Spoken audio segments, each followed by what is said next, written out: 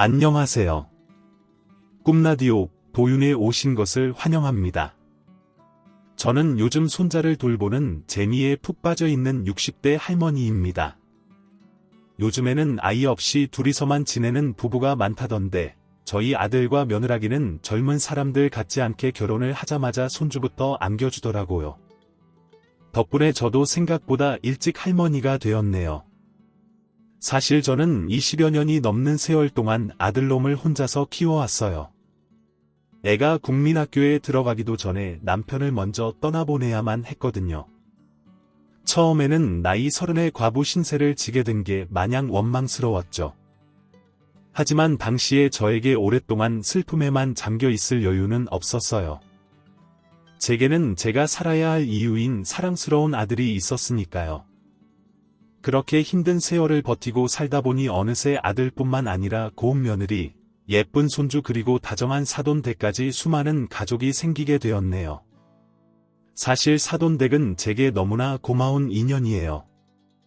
주위를 둘러봐도 저처럼 사돈 어른들과 친밀하게 지내는 경우는 없는 걸 보니 제가 복이 참 많은 모양이더라고요. 그런데 저와 그분들의 인연은 예상보다 훨씬 더 오래됐답니다. 무려 19년 전부터 알고 지낸 사이니까요. 사돈댁과 제가 아주 오랜 세월 끝에 재회를 할 수 있었던 건 바로 제 아들과 며느라기가 부부의 연을 맺게 되었기 때문이에요. 그럼 어떻게 오랜 세월을 돌아 우리가 다시 연을 맺게 되었는지 사연 시작하겠습니다. 이 긴 인연을 설명하기 위해서는 20년 전 남편이 하늘나라로 떠났던 그 해로 돌아가야 할 것 같네요. 당시 저는 혼자만의 힘으로 아이를 키우기 위해 살던 집부터 처분을 해야만 했어요. 당장 경제적인 능력이 전혀 없었기 때문에 집을 판 돈으로 집을 줄여 전셋집을 구하고 1년 정도를 보냈죠. 아이가 너무 어려서 일을 하기가 힘든 상황이었거든요. 그래서 집에서 할 수 있는 소일거리를 했지만 벌 수 있는 건 정말 턱없이 작은 돈이더라고요. 쪼그리고 앉아서 하는 일이라 팔다리가 너무 쑤시고요. 이렇게 버는 돈으로는 이제 갓 5살이 된 아들놈 유치원비를 감당하기가 힘들더라고요. 게다가 어찌나 잘 먹는지 식비도 만만치 않았습니다. 팔불출 같을까봐 말을 아끼려고 했지만 저희 아들이 어릴 때부터 참 똘똘했어요. 말이 트이자마자 엄마 하더니 이듬해에는 집 앞에 피어있는 꽃을 보며 엄마 꽃하고 날아가는 새를 보면서는 새다 새할 정도였으니까요. 그때가 두 돌이 되기 전이었습니다. 그런 아이였던 터라 5살 무렵에는 벌써 혼자 동화책도 읽고 엄마 없이도 한두 시간 정도는 의젓하게 혼자 집에 있곤 했죠. 그래서 무슨 일이 있어도 아이 유치원만큼은 포기할 수가 없더라고요. 이렇게 똑똑한 아이가 엄마를 잘못 만나 제대로 교육도 받지 못할까봐 그때는 그게 제일 큰 두려움이었어요. 그래서 저는 아침이 되면 아이를 씻기고 밥까지 든든히 먹여서 집 앞까지 찾아오는 유치원 버스를 태워보냈습니다. 그동안 저는 걸어서 1시간 거리에 위치한 한 가정집에서 파출부 일을 했습니다. 버스비 한 푼이 아쉬웠던 탓에 출퇴근길이 어찌나 고되던지요. 차를 타면 금방이었을 거리를 매일 아침 저녁으로 걸어오고 가느라 꽤나 고생했던 기억이 나네요. 특히 겨울이면 옷깃을 아무리 여미어도 스며오는 칼바람에 온몸이 바들바들 떨렸었죠. 게다가 바로 집으로 귀가할 수 있는 게 아니라 중간에 있는 아들 유치원에 들러 아이를 데려와야 했기 때문에 퇴근길은 출근길보다도 더 길었어요. 그래도 제가 더 가까운 일자리를 찾는 대신 그 집에서 일을 했던 데에는 다 그럴 만한 이유가 있었어요. 그 댁 사장님과 사모님이 참 사람 좋은 분들이셨거든요. 더욱이 사모님은 비슷한 또래인 저를 꼭 친언니처럼 생각해 주셨어요. 그 덕에 아들에게 가져다줄 과자며 장난감 같은 것들을 매번 받기도 했고요. 사장님 부부는 결혼을 한 지 꽤 오랜 시간이 지났음에도 슬라의 자녀가 없는 상태였어요. 그래서인지 사장님이 출근한 뒤 사모님만 계신 집에서 제가 일을 하고 있으면 사모님은 커피 2잔을 타고 제 곁에 와서 말을 붙이곤 하셨어요. 언니, 잠깐 쉬었다 하세요. 우리 같이 커피나 한잔 해요. 하며 맑은 웃음을 지어 보이셨죠. 한 번은 제가 사모님, 매번 차며 커피며 너무 감사하지만 그래도 일하러 와서 너무 놀기만 하는 건 아닌지 모르겠어요. 어제도 빨래를 다 못 널고 갔는데요. 하고 조심스럽게 말하자 사모님이 펄쩍 뛰며 이렇게 말씀하셨어요. 언니는 참, 무슨 말을 그렇게 하고 그래요? 시간 많이 안 잡아먹을 테니까 나랑 잠깐만 말동무 좀 해주세요. 응, 저는 당시 하루에 4시간씩 그 집에 머물며 청소와 빨래를 하고 있었는데 사모님은 그중 1시간을 휴식시간으로 빼주시면서도 약속한 시간이 되면 칼같이 저를 귀가시키곤 하셨어요. 제가 미처 일을 다 끝내지 못했을 때는 너무 앉아 있었더니 소화가 안 되네. 언니, 빨래는 내가 널게요. 나 좀 움직여야 할 것 같아요. 하며 너스레를 떨곤 했죠. 그런 마음들이 너무 감사해서 저 역시도 조금이라도 더 깨끗하게 청소를 하기 위해 늘 노력했었네요. 어디 구석에 먼지 한 톨이라도 남지 않도록 2번, 3번씩 확인하며 꼼꼼하게 닦았고 빨래 역시 옷감대로 분류해서 뺀 뒤 바람이 잘 드는 곳에 건조대를 펴고 널어두었어요. 사장님과 사모님 부부는 제가 그렇게 일을 해주어서 너무 고맙다고 말씀하셨어요. 그 집에서 일한 지 얼마 되지 않아 저와 사모님은 절친한 친구가 되었습니다. 그리고 그분의 속 이야기도 들을 수 있었어요. 실은 사모님 건강이 다소 좋지 않은 편이라 외출도 어렵고 집안일을 하기도 어려운 상황이라고, 그래서 이렇게 매일 찾아와 말동무가 되어주고 제 집처럼 꼼꼼하게 보살펴주는 제가 참 고맙다고 하시더라고요. 저는 위로 오빠가 셋의 남동생도 1명 있는 집에서 혼자 딸로 컸거든요. 그래서 항상 억세고 우악스러운 성격을 가지고 있었는데 부잣집 아가씨처럼 우아한 비슷한 또래의 사모님을 만나니 신기한 마음이 들더라고요. 사모님도 저에게 비슷한 마음을 가지고 계셨던 것 같아요. 제가 늘 똑부러지고 긍정적인 성격이라 닮고 싶다고 하셨을 정도니까요. 아무튼 그렇게 저와 사모님 부부는 고용인과 고용주 관계로 만났지만 서로 마음을 터놓으며 점점 가까워져 갔습니다. 그런 나날이 이어지던 중이었어요. 보통 저는 4시쯤 일을 마치고 걸어서 귀가했었는데요. 그 무렵은 초겨울이 다 되어 해가 슬슬 짧아지던 때였죠. 게다가 그날은 공휴일로 유치원이 쉬는 날이었어요. 때문에 어쩔 수 없이 5살배기를 집에 혼자 두고 외출을 해야만 했죠.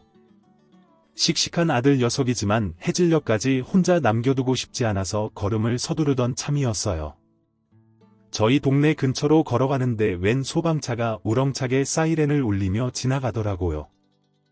그러고 보니 저 멀리서 희뿌연 연기가 한 줄 솟아오르는 게 보였고요. 그때 제가 무슨 생각이었는지 저도 잘 모르겠어요. 다만 설마 하는 마음 때문에 두려움이 앞서 정신없이 달리기 시작했습니다.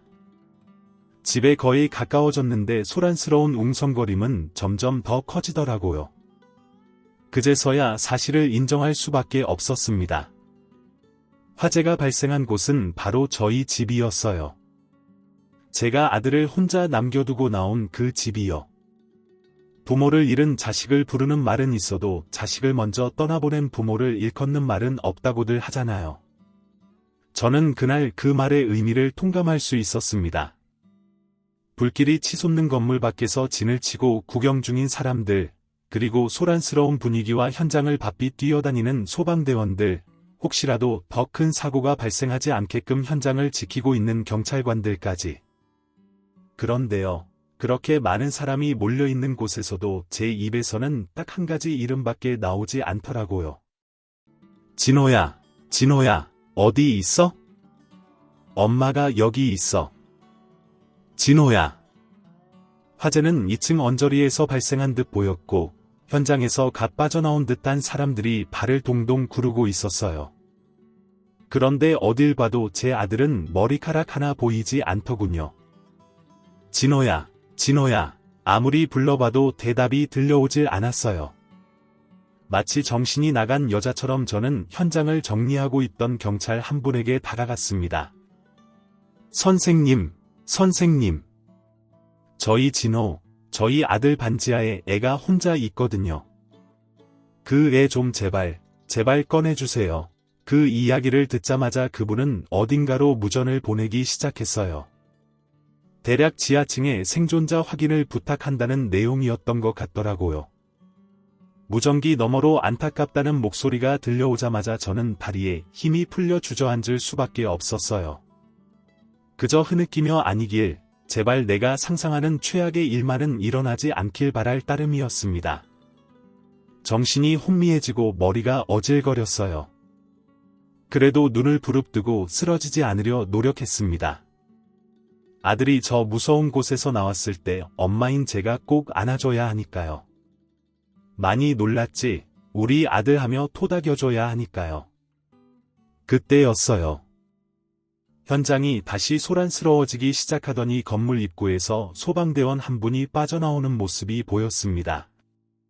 자리를 박차고 일어나 눈물을 닦고 보니 그분이 품 안에서 제 아들을 꼭 끌어안고 계시더라고요. 아이는 다리에서 피를 흘리며 엉엉 울고 있었지만 그 모습이 오히려 안심이 되더라고요. 엄마를 찾으며 원망스럽게 울어대는 그 목소리가 어찌나 반갑던지요. 저는 진호야, 진호야 하며 인파를 헤집고 들어갔습니다. 사람들도 그 소리를 듣고는 길을 비켜줬죠. 엄마의 목소리를 듣자 그제서야 안심이 된 듯 진호는 엄마, 왜 이제 왔어? 나 너무 무서웠단 말이야 하고 어리광을 부리더군요. 잿더미가 된 집도 당장 어디에서 몸을 뉘어야 할지 모르는 그날의 밤도 그 무엇도 더는 두렵지 않았습니다. 제 삶에서 가장 소중한 보물이 다시 제 품으로 돌아왔으니까요. 제 예상처럼 2층에서 솟아오른 불길은 건물을 통째로 다 태운 뒤에도 1시간이 지나서야 사그라들었습니다. 사실 초기 화재는 그리 심각한 상황이 아니었는데 건물에 사용된 자재가 너무 옛날 것이라 그렇게까지 불이 번졌다고 하더라고요. 특히 단열재며 마감재 같은 것들이 인화성 소재라 인명피해 없이 건물만 태워 먹은 것 자체가 기적이었다고 들었어요. 그날은 너무나 감사하게도 이웃집에서 하루 신세를 질 수 있었지만 사실 그 다음 날부터가 정말 막막하더라고요. 당장 어디로 가야 하는지, 옷이며 먹을 것이며 제가 시키는커녕 세수조차 시키지 못한 상황이라 유치원에도 보내지 못했어요. 그 와중에 일을 나가야 하는 시간은 속절없이 다가와서 발을 동동 구르던 저는 결국 애를 데리고 사모님 댁으로 출근하게 됐어요. 어머 언니, 무슨 일이에요? 괜찮아요. 여느 때처럼 웃는 얼굴로 문을 열어주던 사모님은 제 얼굴을 보자마자 화들짝 놀라 걱정부터 하더라고요. 전날 밤 내내 흐느끼느라 퉁퉁 부은 눈이며 검댕이 묻은 얼굴, 옆에는 꾀죄죄한 몰골의 아들까지. 사모님은 서둘러 저희 모자를 실내로 들인 뒤 자초지종을 설명하는 제 목소리에 귀를 기울이셨어요. 그러고는 말씀하셨죠. 언니, 그런 일이 있었으면 바로 저한테 연락을 해주지 그랬어요. 할 수 있는 데까지 도와줬을 텐데. 안 그래도 있는 사정 없는 사정 다 봐주시는 분한테 어떻게 그래요? 지금 이렇게 걱정해 주시는 것도 감사해요. 정말 오늘만 애랑 같이 온 거고 내일부터는 어떻게든 방법을 찾아볼게요. 제 대답에 사모님은 할 말이 있는 듯한 표정을 지었어요. 그러다가 다시 말을 멈추더니 그럼 언니가 일하는 동안 제가 진호랑 좀 놀아줘도 되죠? 하며 제 아들내미의 눈높이에 맞춰 무릎을 굽힌 채 다정하게 인사를 해주시더군요. 진호야 안녕, 나는 선영이 이모야 하면서요. 아들 역시도 다정한 목소리에 불안함이 풀렸는지 씩씩하게 인사를 하더군요. 그렇게 서로 인사를 마치고 난 뒤 사모님은 저에게 물었어요. 마침 잘 됐네. 떡볶이 해놓은 게 있는데 진호 혹시 떡볶이 좋아해요? 저는 대답했죠. 네, 좋아하긴 하는데 아들은 떡볶이라는 이야기를 듣자마자 신이 났는지 잔뜩 들뜬 목소리로 말하더라고요. 저 떡볶이 좋아해요. 정말로요? 그날 사모님은요, 저희 아들에게 든든하게 간식도 챙겨주시고 잔뜩 꾀죄죄한 아들을 씻길 수 있도록 욕실도 내어주셨어요. 그게 끝이 아니에요. 사모님은 언제나처럼 저에게 1시간의 휴식 시간까지 주셨어요. 그러면서 언니, 나 어제 새로 산 비누가 있는데 그게 너무 좋더라고요. 언니도 한번 써볼래요? 라며 저까지도 몸을 씻으며 쉴 수 있게 해주셨어요. 아니라고, 정말 괜찮다고 거듭 거절했지만 사모님은 좋은 거 나눠 쓰고 싶어서 그래요. 네? 이래서 더울 텐데 씻고 가요. 하며 곰살맞게 웃어 보였습니다.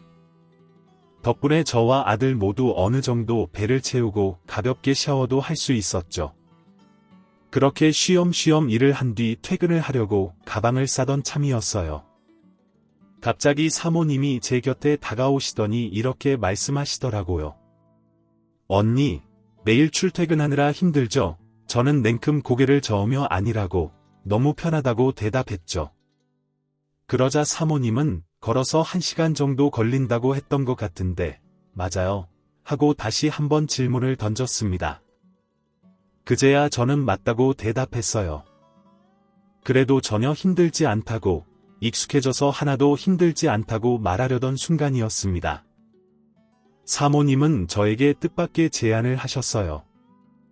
다른 게 아니고, 나랑 남편이 요즘 너무 바빠서요. 언니만 괜찮으면 같이 살면서 집안일 좀 돌봐줄 수 있어요. 언니는 오고 가는 시간 아낄 수 있으니 좋고, 나랑 남편은 집이 더 깨끗해져서 좋고. 어떻게 생각해요? 그 순간 저는 사모님이 저를 얼마나 진심으로 생각해주고 있는지 깨달을 수 있었어요. 그동안 사모님이 저에게 잘해주셨던 순간들도 주마등처럼 스쳐 지나갔습니다. 또래라지만 그래도 저보다 어린 사람이 이렇게까지 조심스럽게 선행을 베풀어준다는 게 그저 고맙고 또 고맙기만 했네요.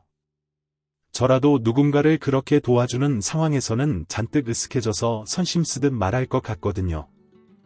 그런데 사모님은, 아니 선영이는요, 단 한 번도 으스대듯 말한 적이 없었어요. 오히려 마침 공간이 남아 짐을 두는 용도로 쓰는 방이 있다고 하더라고요. 선영이의 남편, 그러니까 사장님이 귀가하셨어요. 갑작스러운 제안에 저는 차마 대답도 하지 못하고 어버버 당황한 채로 서 있었습니다. 발치에는 아들이 제 옷을 잡아당기며 잠투정을 부리고 있었고, 현관을 열고 들어온 사장님은 저에게 반갑게 인사를 건네더라고요. 여보, 당신이 저번에 그랬잖아요. 언니가 같이 살면서 집안일 좀 봐주면 좋을 것 같다고.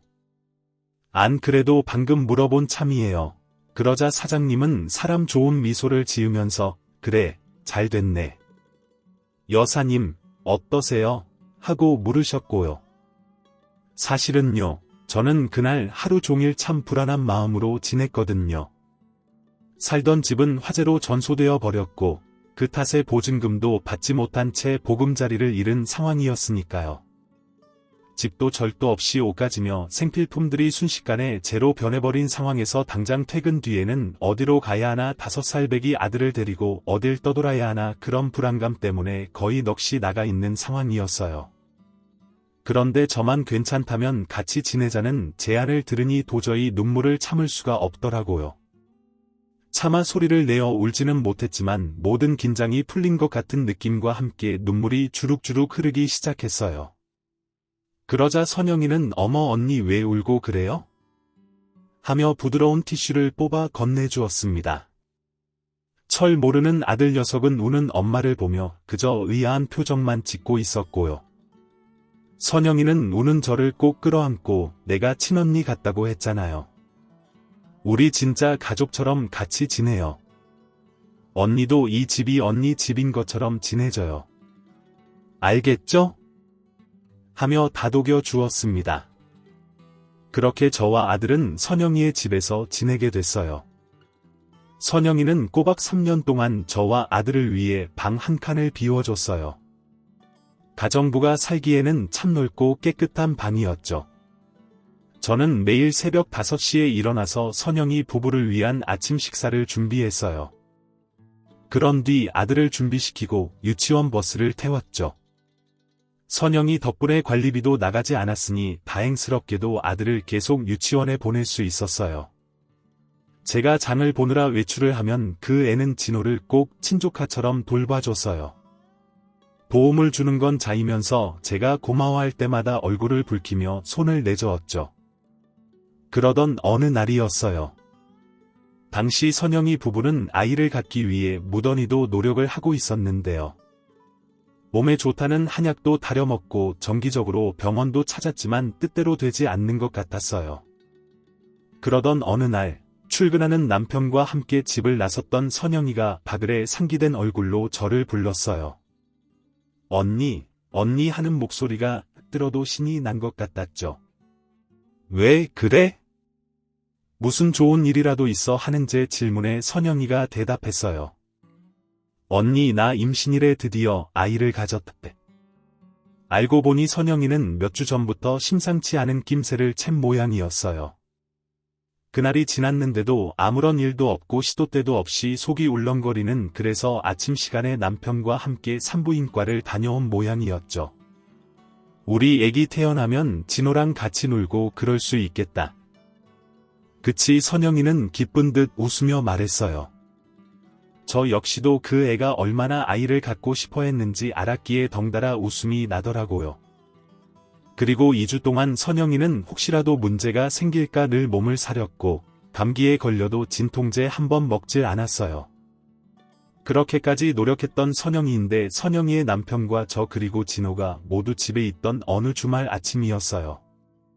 선영이는 갑작스럽게 복통을 호소했고 그 애가 평소 몸이 좋지 않다는 걸 알았던 저와 선영이의 남편은 사색이 되었습니다.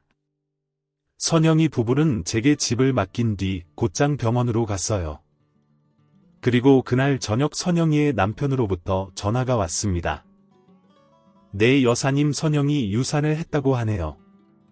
원래 임신 초기에는 이런 일이 있을 수 있으니까 그 말을 듣는 순간 왜 제 마음이 더 덜컥 내려앉던지요.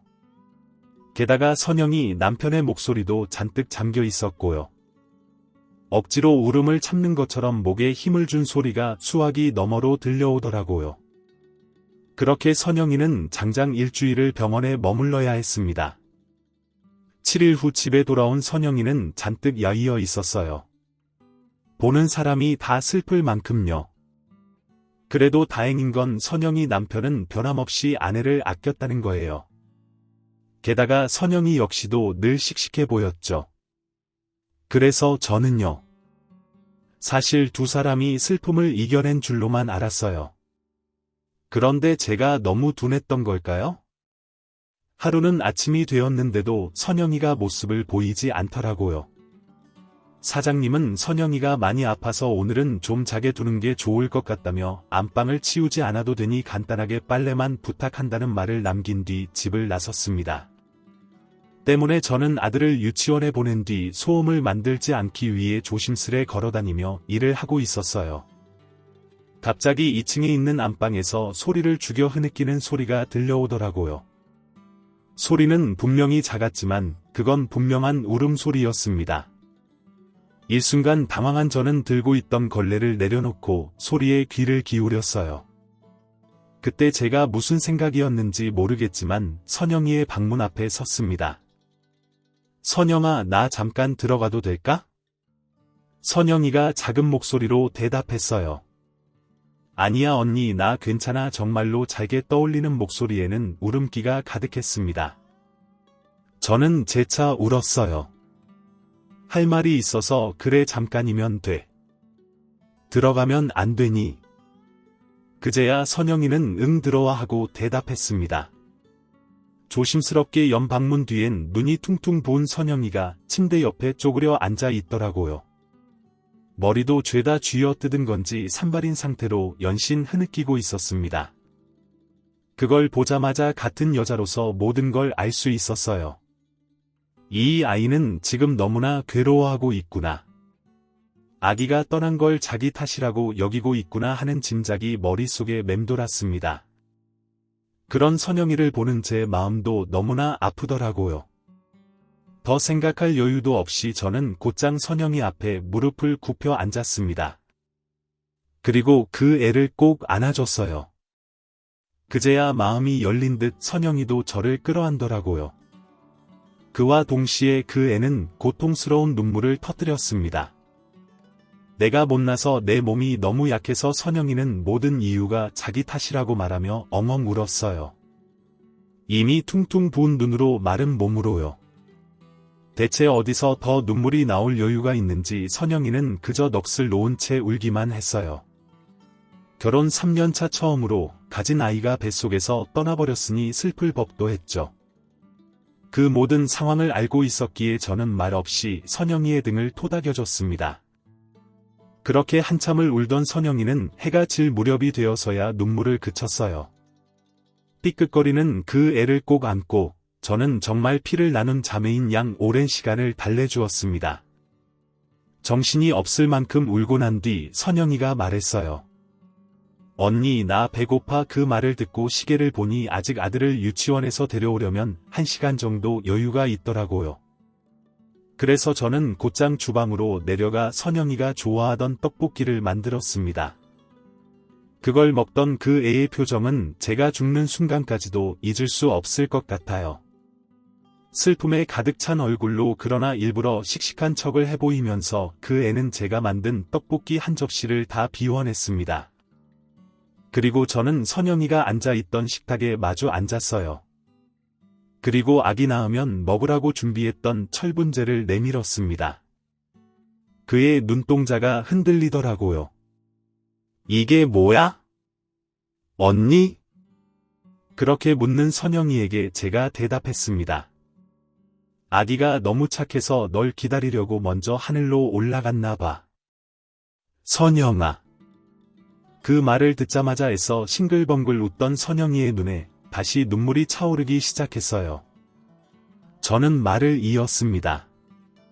그래도 너와 아기는 소중한 인연이니까 꼭 다시 만날 수 있을 거야. 건강 챙겨야 또다시 만나지. 저 역시도 차오르는 울음을 참는 게 힘이 들더라고요. 이거 다들 좋다고 하길래 산 철분제인데 한번 먹어봐. 그날의 기억 때문이었을까요? 선영이는 매일 아침마다 제가 선물한 철분제를 꼬박꼬박 챙겨 먹었어요. 며칠이 지나자 마음이 좀 진정된 듯 다시 해맑은 모습을 되찾았고요. 그러던 어느 날 선영이가 일을 마치고 쉬던 저를 불렀어요. 언니 전에 나한테 그랬잖아. 간호사가 돼서 아픈 사람들을 돌보고 싶다고. 너무나 갑작스러운 말이었지만 사실 저는 이전에 선영이에게 제 꿈에 대한 이야기를 한 적이 있었어요. 어린 시절 아픈 어머니를 손쓸 틈 없이 떠나보낸 탓에 늘 간호사가 되고 싶었거든요. 그런데 어쩌다 보니 아기 아빠를 만났고 진호를 갖게 되어 대학에 갈 생각은 하지도 못했다고요. 선영이는 저를 빤히 바라보다가 말을 잃었어요. 내가 다녔던 학교가 이번에 사이버 대학교를 열었다대. 언니만 괜찮으면 신청 한번 해보는 게 어때? 그 제안 덕분에 저는 용기를 내서 인터넷으로 대학 수업을 들을 수 있었어요. 너무나 고맙게도 선영이는 제 꿈을 이뤄주겠다고 일부러 일하는 시간도 줄여주고 경제적인 도움도 주었습니다. 덕분에 저는 몇 년이 지나지 않아 간호조무사로 취직을 할 수 있었어요. 다행스럽게도 아들이 국민학교에 입학한 지 얼마 되지 않은 시기였죠. 한창 돈이 많이 드는 시기였기에 아마 파출부 일만으로는 감당하기가 어려웠을 거예요. 선영이와 그 남편 덕분에 저는 난생 처음으로 병원에 일자리를 구했고 아들 녀석에게도 좀 더 자랑스러운 엄마가 될 수 있었습니다. 그렇게 아들 녀석이 점점 커가며 아들은 독립된 공간이 필요하게 되었고 상해 끝에 저희는 정든 선영이의 집을 떠나게 되었습니다. 짐을 빼던 날은 말 그대로 눈물 범벅이었어요. 떠나는 저도 아쉽고 지켜보는 선영이도 아쉬웠던 거죠. 갑자기 입주가정부가 떠난다는 게 곤란했을 텐데도 선영이는 정말 친언니와 헤어지는 것처럼 그저 보고 싶을 거야라는 말만을 반복했어요. 이삿짐을 실은 트럭에 올라타던 제 손을 선영이가 갑작스럽게 잡아챘습니다. 살짝 당황한 저는 선영이 뒤에 서 있던 선영이의 남편을 바라봤어요. 무슨 뜻인지 모를 은은한 미소를 띠고 있더군요. 그 의미를 파악하려던 책에 선영이가 밝은 웃음과 함께 말을 걸었어요. 언니, 나 사실 임신했어. 너무나 감사하게도 선영이 부부에게 다시금 아기 천사가 찾아와 준 거예요. 그날 얼마나 많은 눈물을 흘렸던지요. 고마운 선영이 부부에게 좋은 일이 생겼다는 게 너무 기뻐서 이렇게 떠나가게 된 상황이 아쉬워서 새 집으로 옮겨가는 와중에도 속절없이 눈물이 뺨을 타고 흐르더군요. 그 이후로 너무나 아쉽게도 선영이 부부와 연락이 닿는 일은 없었어요. 당시 저는 삐삐도 없었고 게다가 사람들의 전화번호를 적어두었던 수첩마저 이사하면서 잃어버렸습니다. 제 집 번호를 알 리 없는 선영이도 연락을 할 수 없었죠. 한 번쯤 그 애의 집에 찾아가 볼까 생각하기도 했지만 홀로 아들을 키우는 엄마는 항상 바빴습니다. 마음처럼 쉽지 않더군요. 그렇게 제 아들은 국민학교를 졸업했습니다. 아이는 공부하는 것을 좋아했어요. 늘 바쁜 엄마 때문에 혼자 놀아야 했던 아들은 다행인지 공부에 취미를 두었습니다. 책 읽는 것도 좋아했고요. 중고등학교까지 반에서 1등을 놓친 적이 없었습니다. 그 흔한 학원 한 번 못 보냈는데도요. 그리고는 기대조차 않았던 명문대 법학과에 떡한 입학을 했습니다. 늘 엄마에게 자랑스러운 아들이 되고 싶어요라고 얘기했던 아들은요. 너무 고맙게도 결국 변호사가 되어 주었어요. 그 녀석이 대학 졸업장을 따던 날 저는 홀로 아들내미 뒷바라지를 했던 그 모든 고생을 다 잊을 수 있었습니다. 그제서야 마음의 여유가 좀 생기더라고요. 뒤늦게나마 마음을 먹고 선영이의 집을 한번 찾아간 적이 있었습니다. 그런데 5년이 넘게 살았던 동네는 알아볼 수도 없을 만큼 변해 있었어요. 시장에 있던 골목도 싹 철거되어 대형마트가 들어서 있었고요. 결정적으로 선영이의 집 역시 이미 헐리가 없고 대신 그 자리에는 5층짜리 건물이 들어서 있더군요. 사람이 살지 않는 건물이었습니다. 건물의 주인이 선영이인지 알 방법이 없어 허탕만 치고 돌아왔네요. 잘 지내겠지 하는 마음으로 말입니다. 그 후로도 마음속에는 가끔 선영이에 대한 궁금함이 있었지만 세월이 많이 흘렀고 그리움은 어느새 잘 지내면 좋겠다. 행복하면 좋겠다라는 바람으로 바뀌어 갔습니다. 그렇게 그 집에서 나온 지 20년이 흘러 어느덧 30이 된 아들놈이 제게 조심스레 말을 건네더군요. 엄마 저 지금 만나는 사람 있어요. 결혼도 생각하고 있는데 소개시켜드릴게요. 어머 그래 안 그래도 한참 그런 눈치여서 궁금하던 찰나였다. 어떻게 만났어? 둘이 의뢰인의 딸이에요. 사기 사건이었는데 해결이 잘 되었더니 글쎄 제가 마음에 든다며 딸을 꼭 소개해 주시고 싶다고 하셔서 처음엔 거절했는데 만나보니 좋은 사람이더라고요. 정도 많고 벌써 8개월 되었어요. 그런데 저랑 나이 차이가 좀 나요. 잘 됐다. 정말 나이는 아무렴 어떻니? 엄마는 너만 좋으면 찬성이야. 다음 주에 집에서 볼까? 아님 외식할까? 집으로 데려올게요. 다음 주에요. 그래 그럼 집으로 데려와. 엄마가 갈비찜 해줄게. 편하게 와서 놀다 가라고 하렴. 네, 알겠어요. 일주일 후 아들내미 여자친구가 저희 집에 놀러왔고 제 예상보다도 훨씬 참하고 예쁜 아가씨였어요. 꽃다발을 들고 서 있는 처녀는 상당히 친근한 눈매를 가진 아이였습니다. 와서 이런저런 이야기를 하고 우린 금방 친해지게 되었습니다. 말도 어쩜 그렇게 예쁘게 하던지 제 마음에 쏙 들더라고요. 아들이 어련히 좋은 여자를 만났겠지 믿고 있었지만 예상보다도 훨씬 더 괜찮은 아이였습니다. 아들은 이미 여자친구의 집에 인사를 한 상태였고요. 그 후 자연히 양가에서 결혼 이야기가 오고 갔죠. 빠르게 진행되었습니다. 아들은 이내 상견례 날을 잡자고 하더라고요. 세월이 참 빠르다고 느껴졌습니다. 아빠 없이 자란 아들이 어느새 일이 커서 결혼하겠다며 여자를 데려온 게 참 대견하기도 했고요. 떨리는 마음으로 상견례 날을 기다렸습니다. 입고 나갈 옷을 사려고 쇼핑을 몇 번 갔다가 그냥 돌아오곤 했네요. 마음에 쏙 드는 옷을 신중히 찾으려고 말이죠. 그리고 시간은 쏜살같이 흘러 벌써 약속한 날이 되었습니다. 아침부터 정신이 없더라고요. 자식의 상견례는 그렇게 가고 싶던 회사에 들어갈 때 면접보다도 아마 100배는 떨렸던 것 같아요.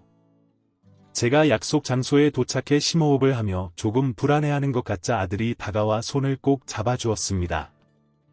그렇게 아들의 손을 잡고 한정식 집으로 들어갔죠. 예약자 이름을 말하자 직원이 룸으로 안내를 해주었습니다. 약속 시간 15분 전이었는데 이미 예비 사돈 식구들이 와 계시더라고요. 2번 크게 심호흡을 하고 문을 열고 들어갔습니다. 들어갔더니 꿈에도 잊을 수 없었던 얼굴이 보였습니다. 저는 한동안 말을 잃었습니다. 그리고 목소리는 벌써 울것같이 잠겨서 큰 소리도 내지 못했습니다. 네, 선영이었어요. 선영이니 작은 목소리가 제 입 밖으로 새어나오며 질문을 던졌습니다. 세월이 많이 흘렀음에도 불구하고 선영이는 여전히 해맑고 사랑스러운 얼굴이었어요. 아들의 여자친구의 눈매가 익숙했던 게 선영이를 닮아서였구나, 그때 깨달았습니다. 저와 눈이 마주친 선영이는 미소를 띄우며 자리를 박차고 일어났습니다. 그리고 저희 둘은 서로 얼싸안고 기쁨의 눈물을 흘렸네요. 그리고 또 반가운 얼굴 선영이의 남편도 있었습니다. 역시 사람 좋은 웃음을 지으며 바라보고 계시더라고요. 여전했습니다. 알고 보니 선영이 남편이 사기를 당했던 적이 있다고 하더라고요. 그때 마침 만나게 된 변호사가 진호였고요.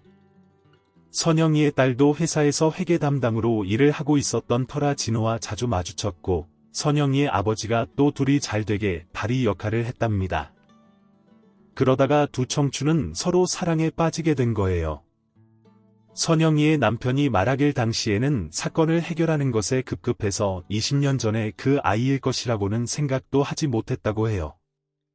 그런데 점점 상황이 여유로워지면서 선영이의 남편은 진호를 보며 늘 어딘가 기시감이 들었던 이유를 깨닫게 되었대요. 변호사님 혹시 20년 전쯤 마포구에 살지 않으셨나요? 선영이 남편의 물음에 진호는 깜짝 놀랄 수밖에 없었대요. 네, 그걸 어떻게 아셨어요? 하는 그 녀석의 질문에 선영이의 남편은 그저 놀라움과 기쁨이 섞인 웃음만을 지어 보였다고 하네요. 그날 두 사람은 서로의 술잔을 채워주며 그간 있었던 일들에 대한 이야기를 나누었대요. 워낙 어릴 때라 당시의 기억을 가지고 있지 않은 줄 알았는데 진호, 그 녀석도 이모 삼촌 하며 따랐던 당시를 전부 기억하고 있더라고요. 그 이후로 다행스럽게도 진호의 도움으로 기울었던 선영이의 가게는 회복될 수 있었다고 해요. 사건이 해결되던 무렵 진호와 며느라기는 서로 좋은 마음으로 만남을 이어오고 있었다는 사실을 고백했고 선영이의 남편은 너무나 잘된 일이라며 축하를 해주었대요. 그러던 와중 진호와 선영이의 남편 두 사람은 유독히 돈독했던 저와 선영이의 관계를 떠올리며 저희를 놀래켜주기 위한 작전을 세웠다고 해요. 일부러 모르는 척을 하고 있다가 진호가 예비 처가댁에 인사를 드리러 가는 날 모든 사실을 고백하는 거였죠. 선영이 역시도 진호를 오랜만에 다시 만나던 날 그저 놀라운 마음의 연신 감탄만을 내뱉었다고 해요. 어머 어쩜 너무 잘 자랐다 진우야 너무 잘 컸어 아들 6말로는 그 작고 여렸던 꼬마가 언제 이렇게 늠름하게 성장했냐며 놀라워하던 선영이의 눈망울에 살짝 눈물이 맺혀 있었다고 하더라고요. 선영이는 아직까지도 진호가 이렇게 잘 자라 제 눈앞에 있는 게 믿겨지지 않는다고 종종 이야기를 하곤 하네요. 진호가 인사를 갔던 날 이후로 선영이는 저에게 빨리 연락을 하고 싶어서 조바심이 났다고 해요. 하지만 진호와 며느라기 그리고 선영이의 남편이 저까지 놀래켜주자고 작전을 세워둔 바람에 자신도 기다리기로 마음을 먹었대요. 마음 한켠으로는 이왕 다시 만나는 거 좋은 식당에서 단정한 모습으로 보고 싶다는 생각도 들었다고 하더라고요. 그제서야 왜 아들이 상견례를 그리도 서둘렀는지 알아챘습니다. 그리고 선영이는 저를 다시 만나던 날 그 옛날 함께 나눴던 기억이 떠오르며 그저 참 잘됐다. 언니 진짜 잘됐어라는 말밖에 할 수 없었다고 하네요. 저 역시도 선영이와 같은 마음이에요. 소중한 인연이 어떻게 이렇게까지 이어질 수 있는지 그저 감사한 마음밖에는 들지 않았어요. 그날 이후로 저와 선영이는 제 아들과 그 애의 딸보다도 더 자주 만났습니다. 함께 커피도 마시고 수다도 떨면서요. 저희는 매번 이렇게 인연이 이어졌다는 게 너무나 신기하고 감사하다고 말하고 있어요. 어쩌면 하늘은 너무나 그리워하는 인연을 다시 재회하게 해주시는 걸까요? 제 아들 진호와 선영이의 딸 아영이는 별다른 혼수 없이 결혼을 올렸어요. 요즘 세상에 허례허식은 필요 없는 것 같아 제가 먼저 제안했던 일이고 선영이 역시 동의를 해주었거든요. 대신 아들놈이 변호사로 일을 하며 모아둔 돈이 넉넉해서 아영이와 자금을 모아 아파트 한 채를 샀다더군요. 집값이 하늘보다도 더 높이 치솟는다는 요즘 세상에 참 똑똑한 결정을 한 것 같다 제가 다 뿌듯했네요. 게다가요. 아영이는 지금 둘째 아이를 뱃속에 품고 있어요. 20년 전 제가 귀인과도 같은 선영이를 만난 것처럼 저 역시도 며느 아기에게 늘 도움이 되고자 노력하고 있네요. 아직도 가끔 저희의 인연을 생각하면 그저 감사하다는 생각밖에 들지 않아요. 하늘에 계신 그분께서 저희를 다시 만나게 인도했다는 생각뿐입니다. 앞으로도 저희 가족에게 행복만이 가득하길 조심스럽게 빌어봅니다.